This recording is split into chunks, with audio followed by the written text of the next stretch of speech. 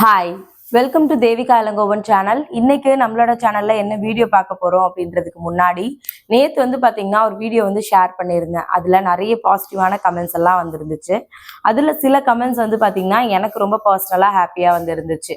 அக்கா ரொம்ப ஒரு மாதிரி டிப்ரெஷன்ல இருந்தேன், பட் இந்த வீடியோ எனக்கு பார்த்ததுக்கு அப்புறம் ஒரு மாதிரி நான் இப்போ ரொம்ப ஃப்ரீயா இருக்கேன் அப்படின்ற மாதிரியான கமெண்ட்ஸ்லாம் சொல்லியிருந்தீங்க. ஆக்சுவலா நான் வீடியோ போடுறதுக்கு முக்கியமான காரணமே அதுதான். எனக்கு நிறைய வியூஸ் போகணும், நிறைய பேர் இதுல ஏர்னிங்ஸ் வரணும். இது எல்லாத்தையும் தாண்டி யாரோ ஒருத்தங்க சொல்றீங்கல்ல, அக்கா அவங்க வீடியோ பார்க்கும்போது எனக்கு என் மனசுக்கு ஏதோ ரொம்ப நிம்மதியா இருக்கு, நான் ஏதோ ரொம்ப ரிலாக்ஸா ஃபீல் பண்றேன், இனிமே நான் இதை பண்ண மாட்டேன், என்னோட லைஃப்ல நான் இதை சேஞ்ச் பண்ணிக்கலான் இருக்கேன்னு சொல்றீங்கல்ல, அதுதான் நான் வீடியோ போடுறதுக்கான சக்சஸ்ன்னு கண்டிப்பா நினைக்கிறேன். அதுல ஒருத்தங்க யாராவது ஹாப்பியா இருந்தா கூட எனக்கு போதும். இன்னைக்குமே அதே மைண்ட் செட்டோட இல்லை, எப்பவுமே அதே மைண்ட் செட்டோட தான் நான் ஆக்சுவலா வீடியோஸ் அப்லோட் பண்றேன். இன்னைக்கு பாத்தீங்கன்னா ஒரு நல்ல வாழ்க்கை அதை பத்தின ஒரு டாபிக் பத்தி தான் நான் இன்னைக்கு பேச போறேன். நிறைய பேர் நம்மளோட லைஃப்ல நிறைய பேர் பார்த்திருப்போம். அவங்க எல்லாரும் சொல்றது எல்லாமே இருக்கு, ஆனா ஒரு நல்ல லைஃப் எனக்கு இல்லை அப்படின்னு சொல்லுவாங்கல்ல. பட் நான் எனக்கு தெரிஞ்ச வரைக்கும் நல்ல லைஃப்லாம் என்னென்ன அப்படின்றது நான் எனக்கு தெரிஞ்ச சில விஷயங்களை உங்களோட நான் ஷேர் பண்ணிக்கிறேன். இதுல எவ்வளவு விஷயங்கள் உங்களோட பொருந்துது அப்படின்றத நீங்க வீடியோ ஃபுல்லா பார்த்துட்டு மறக்காம கமெண்ட்ல சொல்லுங்க. அதுல இல்ல இந்த விஷயங்கள்லாம் என்னோட ஒத்து போல அப்படின்னா நான் சொல்ற விஷயங்கள் ஏதாவது உங்களுக்கு பிடிச்சிருந்துச்சு அப்படின்னா கண்டிப்பா அதை ட்ரை பண்ணி பாருங்க. அது கண்டிப்பா உங்களோட லைஃபை இன்னும் ஹாப்பியா மாத்துறதுக்கு ஏதோ ஒரு விதத்துல சப்போர்ட்டாவது பண்ணும் அப்படின்னு சொல்லிட்டு நான் நம்புறேன். ஃபர்ஸ்ட் நம்மளோட லைஃப்ல நல்ல வாழ்க்கை அப்படின்னு சொன்னா நான் என்னை பொறுத்த வரைக்கும் ஃபர்ஸ்ட் சொல்றது ஆரோக்கியமான உடம்பு இருக்கணும். அதுதான் என்னோட ஃபர்ஸ்ட் பாயிண்ட். ஏன் அப்படின்னா நம்ம ரொம்ப ஹெல்த்தியா இருந்தா மட்டும்தான் நம்ம அந்த லைஃப் வாழவே முடியும். அதுக்கப்புறம் நம்மளை சுத்தி இருக்கிற எல்லாரையும் நம்மளால பார்த்துக்க முடியும். மெயினா பாத்தீங்கன்னா நான் ரொம்ப ஹெல்த்தியா இருக்கணும் அப்படின்னு சொல்லிட்டு எப்பவுமே நினைப்பேன். நான் ஹெல்த்தியா இருக்கணும் அப்படின்னா ஏன்னா நிறைய பேர் பண்ற தப்பு என்ன அப்படின்னு பாத்தீங்கன்னா வீட்டுக்காக எல்லா வேலையும் செய்வாங்க, வீட்டுக்காக ஓடிக்கிட்டே இருப்பாங்க, வீட்டுக்காக ஒரு விஷயமும் பார்த்து பண்ணுவாங்க. ஆனா அவங்களோட உடம்ப அவங்க பார்த்துப்பாங்களா அப்படின்னு கேட்டீங்கன்னா கண்டிப்பா கிடையாது. இப்போ நீங்க வீட்டை எவ்வளவு வேணாலும் கஷ்டப்பட்டு பசங்களையோ ஹஸ்பண்டையோ ஒரு விஷயமும் பார்த்து பண்றீங்க, எல்லாமே ஓகே தான். சப்போஸ் உங்களுக்கு ஏதோ ஒரு உடம்பு சரியில்லை, ஒரு 2-3 நாள் படுத்துட்டீங்க அப்படின்னா உங்க வீடு எப்படி இருக்கு அப்படின்றத கண்டிப்பா யோசிச்சு பாருங்க. ஏன்னா நான் அதை நிறைய யோசிச்சு பார்ப்பேன். நான் ரொம்ப ஆக்டிவா வேலை பார்த்துட்டே இருப்பேன். சப்போஸ் ஒரு நாள் நான் படுத்துட்டேன் அப்படின்னா என் வீடே பாத்தீங்கன்னா அப்படியே ஒரு மாதிரி ரொம்ப நிசப்தமா ஆயிடும். அதான் உண்மை. அவரும் சரி பசங்களும் சரி அவங்க முகத்துல சிரிப்புன்றது ஒண்ணு இருக்கவே இருக்காது. சுத்தி எல்லாரும் என் பக்கத்துலயே உட்கார்ந்துட்டு இருப்பாங்க. அதே மாதிரி ஒரு ஹாப்பியா இருக்கவே இருக்காது. இதே பாத்தீங்கன்னா நான் ரொம்ப ஆக்டிவா, நான் ரொம்ப ஹெல்த்தியா என்னோட உடம்ப நான் பாத்துக்கிட்டேன் அப்படின்னா கண்டிப்பா பாத்தீங்கன்னா நான் என் ஃபேமிலி ரொம்ப ஹாப்பியா பாத்துக்க முடியும். அதே மாதிரி இந்த உலகத்துல வாழ்றதுக்கு நம்ம ரொம்ப ஹாப்பியா வாழ்றோமோ, ஹாப்பியா கண்டிப்பா வாழணும். அதுக்கு ரொம்ப முக்கியம் பாத்தீங்கன்னா நம்ம சந்தோஷமா இருக்கணும்னா அதுக்கு முதல்ல நம்ம ரொம்ப ஹெல்த்தியா இருக்கணும். நம்ம கிட்ட எவ்வளவு பணம் காசு இருந்தாலுமே பாத்தீங்கன்னா நம்ம எல்லா விஷயத்தையும் வாங்கிடலாம் அப்படின்னு நினைப்போம். உங்ககிட்ட எவ்வளவு வேணாலும் காசு இருக்கலாம், ஆனா உங்களுக்கு உடம்புக்கு முடியல அப்படின்னா அந்த பணத்தெல்லாம் வச்சு நம்மளால எதுவுமே பண்ண முடியாது. நீங்க ஒரு ஹாஸ்பிட்டல்ல போய் அட்மிட் ஆயிட்டீங்க அப்படின்னா உங்களால ஒரு நல்ல சாப்பாடு சாப்பிட முடியாது, எதுவுமே பண்ண முடியாது. அந்த காசு வச்சு நம்மளால எதுவுமே பண்ண முடியாது. அதனால ஒரு நல்ல வாழ்க்கைக்கு பேசிக்கான ஒரு விஷயம் என்ன அப்படின்னு பாத்தீங்கன்னா நம்ம உடம்பு பாத்துக்கிறது. அதனாலதான் சொல்றது டெய்லி தண்ணி குடிங்க, கரெக்டா சாப்பிடுங்க அப்படின்றதெல்லாம். நம்மளோட வீட்டுல ஆப்வியஸாவே பார்த்திருப்பீங்க. நான் இப்போ கொஞ்ச நாளா தான் பாத்தீங்கன்னா இந்த மாதிரி ஃபுட் எல்லாம் கொஞ்சம் கான்சியஸா செய்ய ஆரம்பிச்சிருக்கேன். அதுக்கு முன்னாடி எல்லாம் கூட சமைப்பேன், பட் பாத்தீங்கன்னா ரொம்ப பார்த்து பண்றதெல்லாம் இருக்காது. இப்போ அவருக்கா இருக்கட்டும் பசங்களுக்கா இருக்கட்டுமே எல்லா விஷயமுமே பார்த்து பண்றேன். அது எனக்கும் தான். ஏன் அப்படின்னா இப்ப நான் நம்மளோட வீட்டுல நார்மலா காலையில ஏதாவது பிரேக்ஃபாஸ்ட் இருக்கும். பட் லஞ்சுக்கு பாத்தீங்கன்னா கண்டிப்பா ஒரு முட்டையாவது பசங்களுக்கும் அவருக்கும் கொடுத்துருவேன். நானுமே கண்டிப்பா எடுத்துப்பேன். அதே மாதிரி ஒரு பொரியல் ஒரு கீரை கண்டிப்பா இருக்கும். நேத்து ஷார்ட்ஸ்ல கூட ஒரு சிஸ்டர் கேட்டிருந்தாங்க, நீங்க டெய்லி கீரை சமைக்கிறீங்க அப்படின்னு சொல்லிட்டு. ஆமா, நம்ம ஏன்னா எல்லா விஷயத்துக்கும் நம்ம நிறைய செலவு பண்ணுவோம். பட் இந்த மாதிரி சின்ன சின்ன விஷயத்துல விட்டுட்டு நம்ம பெருசா ஒரு இடத்துல போய் மொத்தமா செலவு பண்ணிட்டு வந்துருவோம். கீரை கட்டு ஒரு கட்டு 10 ரூபா விக்குது. அதை டெய்லி வாங்கி நம்ம சமைக்க ஆரம்பிக்கும் போது என்ன ஆகும் அப்படின்னா டெய்லி ரொட்டீன் மாதிரி நம்மளுக்கு பழக ஆரம்பிச்சிரும். கீரைலாம் ரொம்ப நல்லது, நம்மளோட உடம்புக்குமே ரொம்ப நல்லது அப்படின்னு சொல்றாங்க. அதே மாதிரி தேங்காய் டெய்லி சேர்த்துப்பேன் சாப்பாட்டுல. கீரையில பொரியல் பண்ணும்போதும் சரி, இல்ல வேற ஏதாவது பொரியலுக்கும் சரி தேங்காய் சேர்த்துப்பேன். இந்த மாதிரி ஒரு விஷயமும் இப்பதான் பார்த்து பண்ண ஆரம்பிச்சிருக்கேன். அதே மாதிரி அவர் ஆஃபீஸ் போறாரு, மதியம் 11 மணிக்கு குடிக்கிறதுக்கு ஏதாவது ஒரு ஜூஸோ இல்லை பசங்களுக்கு வந்து ஜூஸோ போட்டு வைக்கும் போது அவங்க ஆப்வியஸாக வந்து பார்த்தீங்கன்னா டெய்லி அம்மா வந்து இதை செஞ்சு வச்சிருப்பாங்க. பட் நான் வந்து ஜூஸ் வந்து குடிக்க மாட்டேன். ஏன்னா எனக்கு ஜூஸ் வந்து பிடிக்காது. பட் நான் ஃப்ரூட்ஸாக வந்து எடுத்துப்பேன். இல்லை அப்படின்னா நான் தண்ணி குடிச்சுப்பேன். அதை எனக்கு என்ன தேவையோ அதை நான் ஆட்டோமேட்டிக்காக வந்து எடுத்துப்பேன். ஏன்னா எனக்கு வந்து தெரியும் எனக்கு இதுதான் வேணும் அப்படின்றது. ஏன்னா எனக்கு வந்து ஜூஸ் எல்லாம் பெருசாக வந்து பிடிக்காது. பட் என் பசங்களுக்கு வந்து பார்த்தீங்கன்னா அந்த மாதிரி டெய்லி பழக்கப்படுத்திருக்கேன். ஏன்னா நான் தான் குடிக்கிறது இல்லை. பட் அவங்க வந்து குடிச்சாங்க அப்படின்னா அவங்களுக்கு இன்னும் ஹெல்த்தியாக இருக்கும் அப்படின்னு சொல்லிட்டு. அதனால என்னோட பர்சனல் ஒப்பீனியனா இருக்கிறது, நம்ம ஒரு நல்ல லைஃப் வாழணும் அப்படின்னா கண்டிப்பா நம்ம ரொம்ப ஹெல்த்தியா வந்து இருக்கணும். என்கிட்ட நிறைய பேர் கேட்கறது வந்து, நீங்க என்ன திடீர்னு குண்டாயிட்டே போறீங்க, ரொம்ப குண்டாயிட்டீங்க. நான் ஒல்லியா இருக்கும்போது என்கிட்ட கேட்டுட்டே இருப்பாங்க, நீ இவ்வளவு ஒல்லியா இருக்க, நீ குண்டா இருக்கும்போது அழகா இருந்த தெரியுமா அப்படின்னு சொல்லிட்டு. நான் வந்து பாத்தீங்கன்னா ஹாஸ்பிட்டல்லையுமே வந்து செக் பண்ணியாச்சு. நான் ரொம்ப ஹெல்த்தியா இருக்கேன். நான் வந்து குண்டா இருக்கேன், ஒல்லியா இருக்கேன் அப்படின்றதெல்லாம் தாண்டி நான் ரொம்ப ஹெல்த்தியா இருக்கேன். எனக்கு வந்து பசங்க பிறந்ததுக்கு அப்புறமே வந்து பாத்தீங்கன்னா என்னோட உடம்புல நிறைய சேஞ்சஸ் வந்து வர ஆரம்பிச்சிருச்சு. கன்சீவா ஆக போறதுக்கு முன்னாடியே ஒரு 2 மந்த்ஸ் முன்னாடியே திடீர்னு வந்து வெயிட் நல்லா போட ஆரம்பிச்சுது. சடனா வந்து பாத்தீங்கன்னா கன்சீவாலாம் ஆனதப்போ நான் 87 வந்து சம்திங் இருந்தேன். தம்பிங்கெல்லாம் பிறந்ததுக்கு அப்புறமும் வந்து பாத்தீங்கன்னா அதே வெயிட்ல தான் வந்து இருந்தேன். திடீர்னு அப்படியே கம்மியாகி ஒரு 47க்கு வந்து வந்துட்டேன். எனக்கு பிபி எனக்கு வந்து சுகர் கிடையாது. பிபி வந்து பார்த்தீங்கன்னா எப்பயாவது லோ பிபி வந்து வரும். மற்றபடி பெருசாக சொல்லிக்கிற மாதிரியான எந்த பிரச்சனையும் என்னோட உடம்புல வந்து கிடையாது. இது ஏன் இப்படி வெயிட் இப்படி ஏறுது கம்மி ஆகுது அப்படின்றதெல்லாம் எனக்குமே வந்து தெரில. ஆனால் செக் பண்ணும்போது டாக்டர் நீங்கள் ரொம்ப நார்மலாக இருக்கீங்க அப்படிதான் சொல்கிறாங்க. நான் குண்டா இருந்தாலும் சரி ஒல்லியாக இருந்தாலும் சரி நான் ரொம்ப ஹெல்த்தியாக வந்திருக்கேன். அதனால யார் சொல்றதை பத்தியும் நான் பெருசா கேர் பண்ணிக்கிறது இல்லை. பட் முன்னாடிலாம் ரொம்ப கஷ்டமா இருக்கும். என்னடா இது ஒல்லியா இருக்கும்போது சொல்லிட்டே இருந்தாங்க, நீ ரொம்ப ஒல்லியா இருக்க, ஒரு மாதிரி அசிங்கமா இருக்க, நல்லாவே இல்லை அப்படியெல்லாம் வந்து சொன்னாங்க. இப்போ ஆட்டோமேட்டிக்கா எனக்கு உடம்பு வந்து போடுது. என்ன ரீசன்னு தெரியல. இப்போ வந்து அசிங்கமா இருக்கீங்க, குண்டா இருக்கீங்க, ஏன் நீங்க முன்னாடி மாதிரி ஒல்லியா இல்லை அப்படின்னு கேட்குறாங்க. அதனால எல்லாருக்கும் பிடிச்ச மாதிரியே நம்மளால ஒரு லைஃப் வந்து வாழ முடியாது. நம்ம ஹெல்த்தியான ஒரு லைஃப் வந்து நமக்காகவும் நம்மளோட ஃபேமிலிக்காகவும் வந்து கண்டிப்பா வந்து வாழணும். அதனால ஒரு நல்ல வாழ்க்கை அப்படின்னா கண்டிப்பா நம்மளோட உடம்பு வந்து ரொம்ப ஹெல்த்தியா வந்து இருக்கணும்.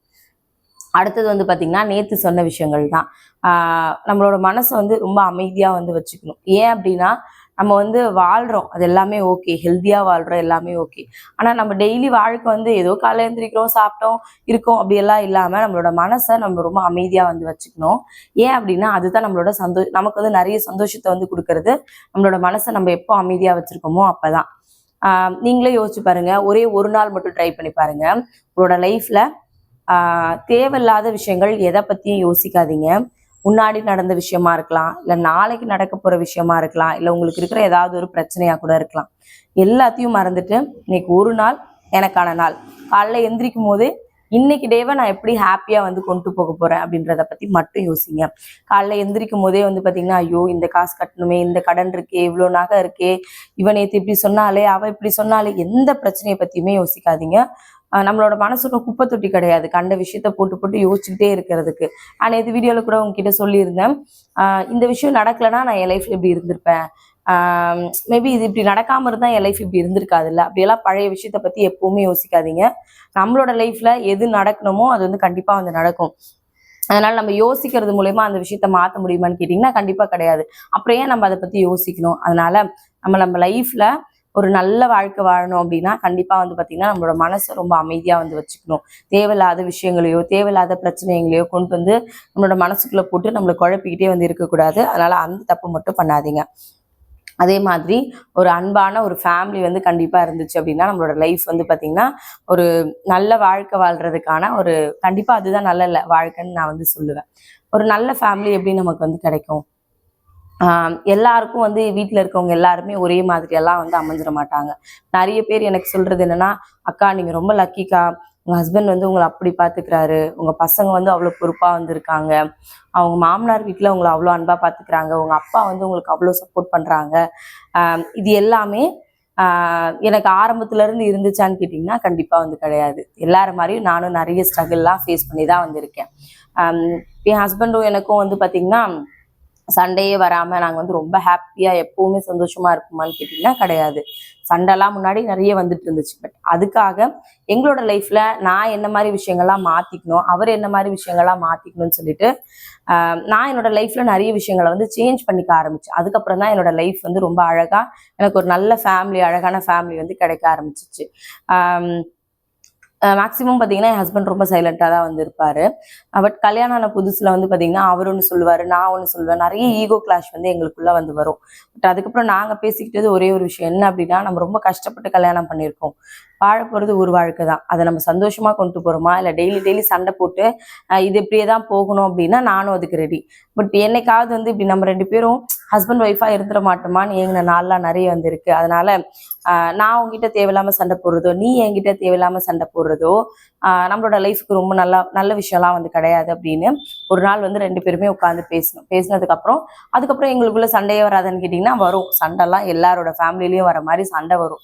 ஆனால் அந்த சண்டையை ரொம்ப பெருசெல்லாம் பண்ணாமல் அவரும் சரி நானும் சரி அதை எப்படி ஒரு ஸ்மூத்தாக கொண்டு போக முடியுமோ அதை வந்து முடிச்சிருவோம். பட் நானாவது சில டைம்ல வந்து எனக்கு ரொம்ப ஏன்னா நிறைய வேலை பார்க்குறோம், நிறைய டிப்ரெஷன் இருக்கும்போது ஏதாவது சின்னதா ஒரு விஷயம் பண்ணாலே நம்ம ரொம்ப ட்ரிகர் ஆகி பயங்கரமா வந்து கத்துவோம், இல்லை ஏதோ ஒரு விஷயம் வந்து பண்ணுவோம்ல. பட் அவர் வந்து அது ரொம்ப அழகா ஹேண்டில் பண்ணுவார். நான் கோவமா இருந்தாலும் சரி உட்காந்து பொறுமையா சொல்லுவார், இல்லை தங்கம் நீ பண்ண விஷயம் எனக்கு ரொம்ப ஹர்ட்டிங்கா இருந்துச்சு அப்படின்னு சொல்லும் போது, இல்லை நீ பண்ணது எனக்கு இது கஷ்டமா இருந்துச்சுன்னு சொல்லும்போது, சாரி தங்கம் நான் இனிமே இதை பண்ண மாட்டேன், நான் மாத்திப்பேன் அப்படின்னு சொல்லுவாரு. மேக்சிமம் அதுக்கான முயற்சி வந்து எடுப்பாரு. அதனாலே வந்து பாத்தீங்கன்னா எங்களுக்குள்ள பெருசா எந்த சண்டையும் வந்து வர்றதில்லை. அப்படி வந்தா கூட அதிகபட்சம் ஒரு 5 நிமிஷம் 10 நிமிஷம் அவ்வளவுதான். அதுக்கு மேலலாம் எங்களோட இதுல வந்து சண்டைலாம் பெருசாலாம் வந்து போனது வந்து கிடையாது. அதே மாதிரி வந்து பாத்தீங்கன்னா என் பசங்களை பத்தி கண்டிப்பா வந்து சொல்லணும். எல்லா பசங்க பண்ற மாதிரி சின்ன சின்ன தப்பு வந்து என் பசங்க வந்து பண்ணுவாங்க. பட் நம்ம அவங்கள எப்படி வந்து கொண்டு போறோம் அப்படின்றதுலதான் இருக்கு. என் பசங்க எல்லா விதத்துலயும் ரொம்ப பெர்ஃபெக்ட்லாம் வந்து சொல்ல மாட்டேன். குழந்தைங்க எல்லா விஷயத்துலயும் ரொம்ப பெர்ஃபெக்டா இருந்தா நிஜமா அவங்க குழந்தைங்களே வந்து கிடையாது. என் பையனும் நிறைய சேட்டை பண்ணுவான், சின்னவன் பெரியவன் நிறைய தப்பு பண்ணுவான். நிறைய விஷயங்கள் வந்து பண்ணுவான், அடி வாங்குவான், திட்டு வாங்குவான், எல்லாமே வந்து பண்ணுவான். ஆனா அவனுக்கு வந்து தெரியும் நம்ம தப்பு பண்ணா மட்டும்தான் நம்ம அம்மா வந்து நம்மளை திட்டுவாங்க, தப்பு பண்ணா மட்டும்தான் அம்மா கோவப்படுவாங்க அப்படின்றது வந்து தெரியும். இதெல்லாம் ஒரே நாள்ல வந்துருச்சான்னு கேட்டீங்கன்னா இல்லை, அதை கொஞ்சம் கொஞ்சமா பசங்களுக்கு வந்து நம்ம தான் வந்து புரிய வைக்கணும். அதனால என்னோட ஃபேமிலி ரொம்ப அழகா கொண்டு போறதுக்கு முக்கியமான ரீசன் வந்து பாத்தீங்கன்னா நம்ம கொஞ்சம் பொறுமையா இருக்கிறதும் அப்படின்னு நான் கண்டிப்பா வந்து சொல்லுவேன். இப்போ வந்து உங்களுக்கு பார்க்கும்போது என் லைஃப்ல எந்த ஒரு பிரச்சனையுமே இல்லாம இந்த அக்காவுக்கு என்ன ரொம்ப ஹாப்பியா இருக்காங்க அப்படின்னு சொல்லிட்டு அப்படிலாம் கிடையாது. என் லைஃப்ல நிறைய இவர் என் லைஃப்ல வர்றதுக்கு முன்னாடி நிறைய கசப்பான விஷயங்கள் எல்லாமே என் லைஃப்ல நடந்திருக்கு. ஒரு பொண்ணுக்கு இவ்வளோ விஷயங்கள்லாம் நடக்க முடியுமா, இவ்வளோ கஷ்டம்லாம் பட முடியுமா, அந்த அளவுக்கு நானுமே என் லைஃப்ல நிறைய கஷ்டங்கள் வந்து பட்டிருக்கேன். அவங்களுக்கு இப்போ பார்க்கும்போது அவங்களுக்கு என்ன, உங்க அப்பா வராங்க, உங்க அம்மா பேசுறாங்க, எல்லாமே இருக்கும். பட் கல்யாணம் ஆகி ரொம்ப நாள் வந்து எங்க அம்மா எங்கிட்ட பேசவே இல்லை. 1000 தான் எங்க அம்மா வந்து எங்க அம்மா மேல எனக்கு கோவம் இருந்தாலும், எனக்கு எங்க அம்மா மேல கோவம் இருந்தாலும் எனக்கு அந்த வலி வந்து ரொம்ப ஜாஸ்தியாவே வந்து இருந்துச்சு. நம்ம அம்மா நம்ம வீட்டுக்கு வர்றதில்ல, நம்ம கிட்ட வந்து பேசுறது இல்லை அப்படின்றது ரொம்ப பெரிய பெயினா வந்து இருக்கும். இப்போ கூட எங்க அம்மா அடிக்கடி எங்க வீட்டுக்கு வருவாங்கன்னு கேட்டீங்கன்னா இல்லை. ஆனா வந்து நல்லா தான் பேசிட்டு இருக்காங்க. எங்களுக்கு தேவையானது எல்லாமே எங்க அம்மா வந்து பண்ணி கொடுக்குறாங்க. நாங்க எங்க அம்மா வீட்டுக்கு போறோம். பட் இதுக்கெல்லாம் வந்து பாத்தீங்கன்னா எங்களுக்கு ஒரு டைம் வந்து எடுத்துச்சு. எங்க அப்பா மட்டும் வருவாங்க. ஆஹ் எங்க அப்பா கிட்ட மட்டும் ஒரு தடவை வந்து ஆசீர்வாதம் வாங்குவேன். தனியா நானும் அவரு மட்டும் தனியா வாங்குவோம். அப்பெல்லாம் ரொம்ப மனசு கஷ்டமா இருக்கும். பட் இப்போ வந்து லைஃப் அப்படியே சேஞ்ச் ஆயிருக்குல்ல. இப்போ எந்த இதா இருந்தாலும் எங்க அம்மா அப்பா கிட்ட போயிட்டு காலையில ஆசீர்வாதம், கோவிலுக்கு போயிட்டு அடுத்து அப்படியே நேரம் எங்க அம்மா அப்பா கிட்ட தான் போவேன். ஆசீர்வாதம் வாங்கிட்டு அதுக்கப்புறம் வந்து பாத்தீங்கன்னா வீட்டுக்கு வந்து வருவேன். அவங்களுக்கு அந்த ஒரு மைண்ட் செட் வர்றதுக்கு ரீசன் என்ன, நாங்க வாழ்ற ஒரு வாழ்க்கை.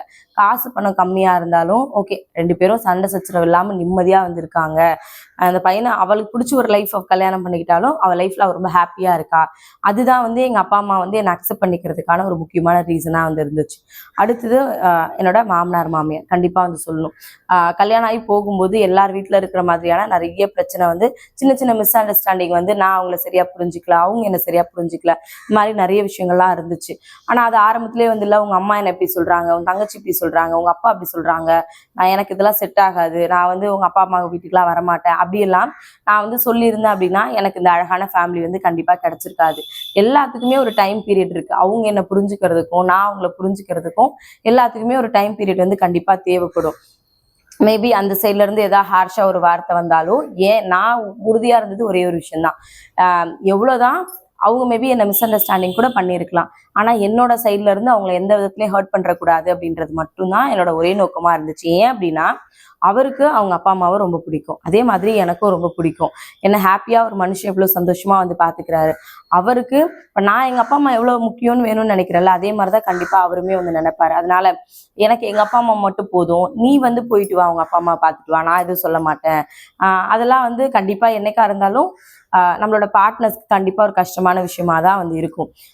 என் ஹஸ்பண்ட் வந்து எந்த அளவுக்கு எங்க மாமனார் மாமியாருக்கு செய்யணும்னு நினைக்கிறாருன்றதெல்லாம் தெரியல. பட் நான் மனசார என் மாமனார் மாமியார் வந்து 100 வயசு வரைக்கும் நிம்மதியா வந்து இருக்கணும். என் அப்பா அம்மா காலைல எந்திரிச்சு ஃபர்ஸ்ட் வேண்ட விஷயமே என் அப்பா அம்மா 100 வயசு வரைக்கும் இருக்கணும்னு எப்படி வேண்டணும், அதே மாதிரி டெய்லி என்னோட ப்ரேயர்ஸ்ல வந்து என் மாமனார் மாமியார் எந்த கவலையும் இல்லாம 100 வயசு வரைக்கும் நிம்மதியா சந்தோஷமா எங்களோட இருக்கணும் அப்படின்றதுதான் என்னோட பெரிய வேண்டுதலா வந்து இருக்கும்.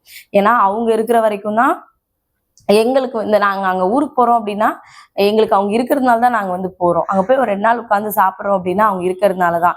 அந்த ஒரு வாரம் கழிச்சு நான் வரும்போது நிஜமாவே நான் அழுதுட்டு தான் ஒரு தடவை வருவேன். பட் இது எல்லாமே ஒரே நாள்ல நடந்துருச்சான்னு கேட்டீங்கன்னா கண்டிப்பா வந்து கிடையவே கிடையாது. இது எல்லாத்துக்கும் வந்து பாத்தீங்கன்னா ஒரு பெரிய டைம் பீரியட் வந்து கண்டிப்பா வந்து எடுத்துச்சு. அதனால ஒரு அழகான ஃபேமிலி வேணும் அப்படின்னா கண்டிப்பா நம்ம எல்லா விஷயத்துக்கும் இல்ல சில விஷயங்களுக்கு விட்டு கொடுத்து போனோம் அப்படின்னா கண்டிப்பா ஒரு அழகான ஃபேமிலி வந்து நமக்கு கிடைக்கும். அடுத்தது ஒரு நல்ல ஒரு லைஃப் அப்படின்னா கண்டிப்பா நமக்கு நல்ல நண்பர்கள் வந்து இருக்கணும். என் லைஃப்ல இருக்காங்களான்னு கேட்டீங்கன்னா கண்டிப்பா அந்த மாதிரியான நண்பர்கள் வந்து என்னோட லைஃப்ல நான் கஷ்டப்படுற டைம்ல எனக்கு ஹெல்ப் பண்ண நிறைய நண்பர்கள் வந்து இருக்காங்க. அவங்க எந்த மாதிரினா நான் கஷ்டப்படும் போதும் ஐயோ அவங்க கஷ்டப்படுறாங்களே அப்படின்னு சொல்லி ஃபீல் பண்ணுவாங்க. நான் சந்தோஷமா இருக்கும் போது வந்து பாத்தீங்கன்னா இந்த பொண்ணு ரொம்ப சந்தோஷமா இருக்கு அப்படின்னு சொல்லிட்டு சந்தோஷப்படுறாங்க. மேக்சிமம் எனக்கு ஃப்ரெண்ட்ஸ்லாம் வெளியில யாரும் கிடையாது. அவரோட ஃப்ரெண்ட்ஸ் தான் எனக்கு ஃப்ரெண்ட்ஸு. டெய்லி போய் மீட் பண்ணிப்போமா, டெய்லி கால் பண்ணி பேசிப்போமா அப்படியெல்லாம் வந்து கிடையாது. பட் எங்களுக்கு ஒரு கஷ்டம் அப்படின்னு வந்து நாங்கள் ஏதாவது ஹெல்ப் கேட்டோம் அப்படின்னா உடனே வந்து பண்ணுவாங்க. அந்த மாதிரியான நல்ல ஃப்ரெண்ட்ஸ் வந்து எங்க கூட வந்து இருக்காங்க. இன்னும் சில பேர் வந்து ஃப்ரெண்ட்ஸ் நம்ம கூட வந்து இருப்பாங்க. நம்ம கஷ்டப்படும் போது ஐயோ கஷ்டப்படாத ஒன்றும் பிரச்சனை இல்லை சரியாயிடும்னு சொல்லிட்டு நம்ம ஹாப்பியா இருக்கும்போது அவங்களால அதை அக்செப்ட் பண்ணிக்கவே முடியாத மைண்ட் செட்ல இருக்கிற சில பேர்லாம் வந்து இருப்பாங்க. பட் அவங்களெல்லாம் நம்ம ஃப்ரெண்ட்ஸ்ன்னு சொல்லி நம்பிட்டு நம்ம கூடவே வந்து வச்சிருந்துருப்போம். அந்த மாதிரி கொஞ்ச நாளுக்கு அப்புறம் தான் நமக்கு தெரிய ஆரம்பிக்கும், என்னடா இது இவங்க வந்து இப்படி இருக்காங்களே அப்படின்னு. கூடவே இருக்கிறதுனால விட்டு கட் பண்ணவும் முடியாது. அதை பத்திலாம் யோசிக்காம ஈஸியா வந்து பாத்தீங்கன்னா அவங்கள வேண்டாம். ஏன்னா அவங்க வந்து நீங்க சந்தோஷமா இருக்கும்போது அவங்க உங்களை பார்த்து பொறாமப்படுறாங்க அப்படின்னா அந்த மாதிரி ஒரு பேட் வைப்ரேஷனை எப்பவுமே கூட வந்து வச்சிருக்காதீங்க. வேண்டாம்னா வேண்டாம், அவ்வளவுதான், கட் பண்ணிடுங்க. அதுதான் உங்களோட லைஃப்க்கு வந்து நல்லது. அடுத்தது வந்து பாத்தீங்கன்னா ஒரு நேர்மையான லைஃப். நேர்மையானா வந்து பாத்தீங்கன்னா எப்படி சொல்றது, நான் வந்து பொய்யே சொல்லாம நான் வந்து ரொம்ப நேர்மையா வாழ்றேன் அப்படியெல்லாம் வந்து கிடையாது. எனக்குமே வந்து பாத்தீங்கன்னா ஏதாவது பொய்னா நம்ம எதுக்கு பொய் சொல்ல போறோம். ஏதாவது ஒரு சின்ன தப்பு வந்து நம்ம பண்ணிட்டோம் அப்படின்னா அதை மறைக்கிறதுக்கு நம்ம வந்து போய் சொல்லுவோம். பட் நம்ம பண்ற ஒரு சின்ன தப்பை ஆமா நான் இதை பண்ணிட்டேன் அப்படின்னு நம்ம அக்செப்ட் பண்ணிட்டோம் அப்படின்னா அது மேபி 1 நாள் 2 நாள்ல ஈஸியா வந்து அப்படியே மறைஞ்சு போயிடும். ஆனா நான் வந்து இதை பண்ணவே கிடையாது, நான் இந்த தப்பு வந்து நான் பண்ணல, அதை மறைக்கிறதுக்கு நம்ம மேல மேல மேல பொய் சொல்லிட்டே போயிட்டு இருப்போம். பட் அது ஆப்போசிட்ல இருக்கவங்களுக்கு ஆப்வியஸா வந்து தெரியும் நம்ம பொய் சொல்றோம் அப்படின்றது. அப்போ ஒரு விஷயத்த மறைக்கிறதுக்காக திரும்ப திரும்ப நம்ம வேற வேற விஷயங்கள் சொல்லிக்கிட்டே போனோம் அப்படின்னா அவங்களுக்கு நம்ம மேலான ஒரு பேட் ஒரு ஒப்பீனியன் தான் கண்டிப்பா வந்து இருக்கும். அதனால ஒரு விஷயம் பண்ணீங்க அப்படின்னா ஆமா நான் இதை வந்து பண்ணிட்டேன் அவ்வளவுதான், அந்த பிரச்சனை வந்து அதோட முடிஞ்சிருச்சு. அது சின்ன விஷயமா இருக்கலாம், இல்லைன்னா அது ரொம்ப பெரிய விஷயமா இருக்கலாம். அன்னைக்கு ஆக்சுவலா எதுவுமே கிடையாது. அன்னைக்கு வந்து லஞ்ச் வீடியோ வந்து எடுத்திருந்தேன். அப்போ வந்து டவல் வந்து ஈர டவல் வந்து சேர் மேல வந்து இருந்துச்சு. அவர் வந்த உடனே வீடியோ எடுத்துட்டு வந்தாரு. லஞ்ச் வச்சிருந்தேன். வந்த உடனே ஃபர்ஸ்ட் கேட்ட கேள்வி யார் இந்த ஈரத்துண்டை இங்க போட்டது அப்படின்னு சொல்லிட்டு. நான் வந்து ஒரு செகண்ட் வந்து யோசிச்சு ஸ்ரதன் போட்டான்னு சொல்லிடலாமா அப்படின்னு யோசிச்சுட்டு அடுத்த செகண்ட்ல தங்க சாரி தங்க நான் தான் இதை தெரியாம போட்டேன், இனிமே போட மாட்டேன் அப்படின்னு சொல்லிட்டு முடிச்சிட்டேன். அப்புறம் பேசிட்டு வீடியோ முடிகிறப்ப சொன்னேன், பேசாம நான் யோசிச்சேன் ஸ்ரதன் தான் போட்டானோன்னு சொல்லிடலான்னு யோசிச்சேன் அப்படின்னு சொல்லிட்டு. பட் அதை மாதிரி அது ரொம்ப சின்ன விஷயம் தான். ஆனா நம்ம சொல்ற சின்ன சின்ன விஷயங்கள் வந்து பாத்தீங்கன்னா இது நாளைக்கு பெரிய பெரிய பொய் சொல்றதுக்கு நமக்கு இதுதான் வந்து ஒரு சின்ன வழியா இருக்கும்னு நான் வந்து நம்புறேன். அதனால நான் என் பசங்களுக்கு சொல்றதுமே அதுதான், நீ எவ்வளவு பெரிய தப்பு கூட பண்ணிட்டேன்னு வச்சுக்கேன். ஏன்னா நம்ம பண்ற தப்பு வந்து நம்ம தெரிஞ்சு பண்றது இல்லை, தெரியாம பண்றதுக்கு பேர் தான் தப்பு. நம்ம வந்து ஒரு விஷயம் பண்ணிட்டேன் அப்படின்னா நீ எவ்வளவு பெரிய தப்பு பண்ணியிருந்தாலும் சரி, ஆனா அம்மா கிட்ட நான் இதை வந்து பண்ணிட்டேன், இதை நான் தெரியாம பண்ணிட்டேன் நீ ஒத்துக்கோ தேவேஷ். அதை தாண்டி நீ வந்து நான் இதை பண்ணல அது பண்ணல நீ திரும்ப திரும்ப போய் சொல்லிட்டே இருந்தேன்னா அது வந்து பார்த்தீங்கன்னா நான் எப்படியே கண்டுபிடிச்சிருவேன், அது உனக்கு நல்லாவே தெரியும். அதனால எப்பவுமே வந்து என்கிட்ட போய் பேசாத, உண்மை மட்டும் தான் பேசுறேன்னு சொல்லிட்டு என் பசங்களுக்கு நான் எப்பவுமே சொல்லுவேன். நான் என்னோட லைஃப்ல நிஜமாவே அதை கண்டிப்பா ஃபாலோ வந்து பண்றேன். ஏன்னா நம்ம என்ன மாதிரி விஷயங்கள் பண்றோமோ அதை பார்த்தா நம்மளோட பசங்களுமே வந்து இருப்பாங்க.